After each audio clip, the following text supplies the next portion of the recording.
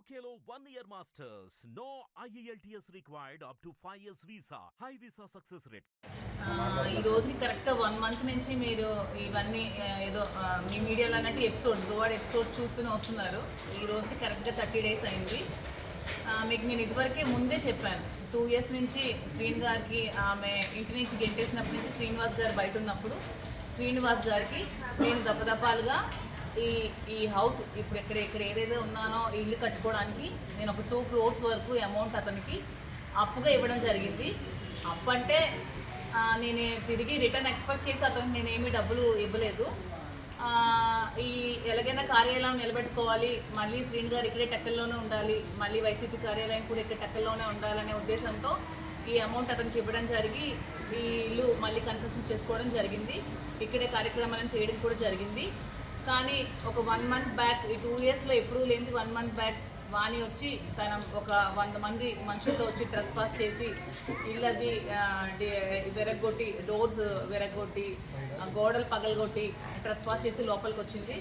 లోపలికి వచ్చి ఈ హౌస్ కూడా ఆక్యుపై చేసుకోవడానికి ట్రై చేసి కోర్టు కూడా ఆశ్రయించింది. నేను కోర్టు వారి నిర్ణయానికి ఎప్పుడు కూడా గౌరవిస్తాను, నేను కోర్టుకి నేను ఎప్పుడు ఎగ్నెస్ట్ కాదు.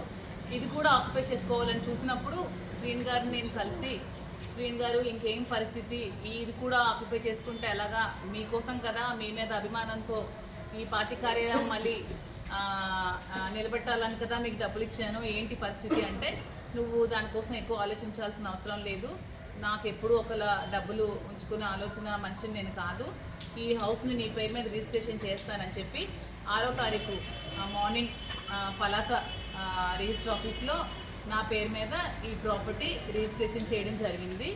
సో మీ పత్రికా ముఖంగా నేనేం చెప్తున్నానంటే, ఈ ప్రాపర్టీ కంప్లీట్గా నాది, లీగల్గా ఈ ప్రాపర్టీ కంప్లీట్గా నాది. సో ఈ ప్రాపర్టీకి వాణి కానీ దానికి సంబంధించిన వ్యక్తులు కానీ అనుచరులు కానీ ఎవ్వరు కూడా రావడానికి ఎటువంటి రైట్ లేదు. ఆమె భర్తతో ఏవైనా విభేదాలు ఉన్నా, ఏవైనా లీగల్ ప్రాబ్లమ్స్ ఉన్నా ఆమె లీగల్గా తేల్చుకోవాలి తప్పితే ఇలా ట్రెస్ పాస్ చేసి 100 మంది తీసుకొచ్చి, నిన్న కూడా మీరు అందరూ చూశారు, నేను ఒక్కదాన్నే ఉన్నాను ఇంట్లో, నిచ్చెన పెట్టి పైకెక్కి నన్ను చంపడానికి ప్రయత్నించారు, పవర్ కట్ చేశారు, వాటర్ లేదు, నిన్నంతా పవర్ లేక వాటర్ లేక చాలా సఫర్ అయ్యాను. పోలీస్ వాళ్ళు చాలా సపోర్ట్ చేశారు, నేను కాదనట్లేదు. ప్రభుత్వం కూడా నాకు అండగా నిల్చోవాలి ఈ విషయంలో, ఎందుకంటే ఇది నేను డబ్బులు ఇచ్చి కొనుక్కున్న ప్రాపర్టీ కాబట్టి. ఇక్కడికి అలాంటి ఇంకా ట్రెస్ పాస్ ఇంకొకటి జరగకున్నా, ఆవిడ మళ్ళీ ఇక్కడికి రాకున్నా, నన్ను ఇబ్బంది పట్టకున్నా, మీరు మీ మీడియా వాళ్ళు, పోలీస్ వారు, ప్రభుత్వం అందరు నన్ను ఆదుకోవాలని, నాకు అండగా నిలబడాలని కోరుకుంటున్నాను. నిన్న ఎవరు అడిగారు శ్రీని గారు ఇది ఇష్టపూర్వకంగా చేశారా ఏంటా అని, దానికి సంబంధించి శ్రీని గారికి కాల్. రాజా, ఇప్పుడు నేను మీడియా ముందు ఉన్నాను, ఈ రిజిస్ట్రేషన్ ఈ పేపర్స్ కోసం వాళ్ళకి ఏదో డౌట్ ఉందంటే అడుగుతున్నారు. ఈ రిజిస్ట్రేషన్ అనేది మీరు ఇష్టపూర్వకంగా చేశారా ఏంటి అనేది వాళ్ళు తెలుసుకోవాలనుకుంటున్నారు.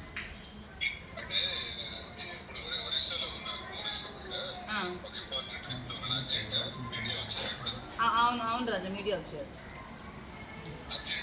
అర్జెంట్.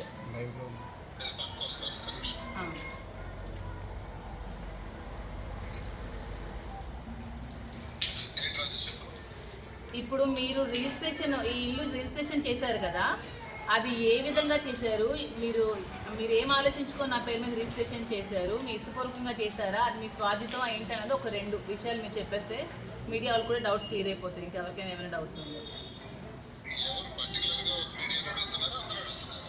అందరూ కలిపి, పబ్లిక్ కూడా జనాలు కూడా.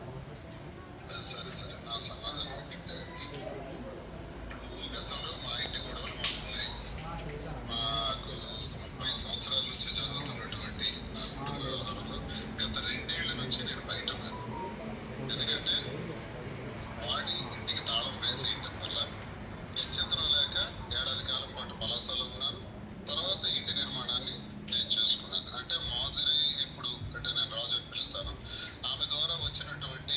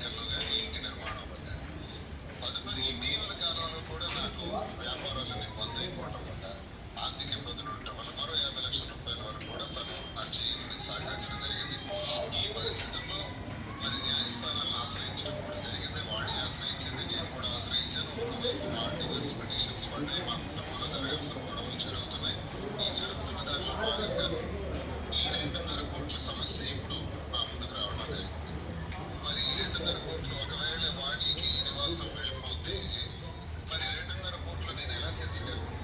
నాకు ఇప్పుడు చెట్టు కింద ఉండాల్సిన పరిస్థితి. ఆల్రెడీ వాడి ఈ రకంగా కూడా నన్ను బయట పెట్టేసే పరిస్థితి చేసింది. చేసిన పరిస్థితుల్లో నాకు గత్యంతరం లేక నేనే పరిస్థితి లేక 2.5 కోట్లు తెచ్చుకునే పరిస్థితి నాకు ఇప్పుడు లేదు. అలాగే పార్వతీశం గారికి, చిన్నాడు పార్వతీశం గారికి అన్నయ్య నేను పిలుస్తాను. చాలా గౌరవప్రదమైన వ్యక్తి, మంచి వ్యక్తి, మహానుభావుడు. ఆయనకి కూడా నేను 60 లక్షల రూపాయలు ఇవ్వాలి. ఆయన కూడా రిజిస్ట్రేషన్ నా పేరున ఇంకా డబ్బులు బాకీ ఉన్నప్పుడు చేశాడు. ఇప్పుడు ఆయనకి 60 లక్షలు, మరి మాధురి గారికి ఇవ్వాల్సినటువంటి 2,50,00,000. ఇవన్నీ నేను ఇప్పుడు ఎక్కడ రీచ్ చేయగలను? నా వ్యాపారాలన్నీ ఈ ప్రభుత్వం వచ్చిన తర్వాత మొత్తం పోయినాయి. ఇప్పుడు ఆయన మంది రోడ్. ఇలాంటి పరిస్థితుల్లో గత్యంతరం లేక మా కుటుంబం వాళ్ళు ఇప్పటికే నష్టపోయినటువంటి, జీవితాన్ని సర్వనాశనం చేసుకున్నటువంటి, కన్నవారి నుంచి అత్తవారి నుంచి ఆత్మహత్యకి పాల్పడినటువంటి మరి మాధురికి నేను అంగీకం చేసుకుంటున్నాను. కాబట్టి నేనేమైనా పర్వాలేదని ఈ ఆస్తిని నేను రిజిస్ట్రేషన్ చేయడం నా మనస్స వాచ కర్మేణ నా మనస్ఫూర్తిగా నేను ఆమెకు ట్రాన్స్ఫర్ చేయడం జరిగింది. కాబట్టి దీనిలో ఎటువంటి ఆలోచనలు కానీ, ఎటువంటి అభిప్రాయాలు కానీ, భేదాభిప్రాయాలు కానీ ఎవరు కానీ పెట్టుకోవాల్సిన అవసరం లేదు. నేను క్లారిటీగా చెప్తున్నాను. నేను ఈ అప్పు తీర్చుకోలేక ఈ ఆస్తిని ట్రాన్స్ఫర్ చేశాను. ఇది జరిగింది. అది వాళ్ళకి మీరు చెప్పండి. తర్వాత నేను వచ్చి ప్రెస్ మీట్ పెట్టి మాట్లాడతాను. రాజు, ఓకే రాజు, ఉంటాను. హిట్ టీవీ యాప్ ని డౌన్లోడ్ చేసుకోండి. ఇందులో short news, live news, entertainment movies అన్ని అవైలబుల్ గా ఉన్నాయి. Please download Hit TV app. Hit TV app. Hit TV యాప్ని ఫ్రీగా డౌన్లోడ్ చేసుకోండి.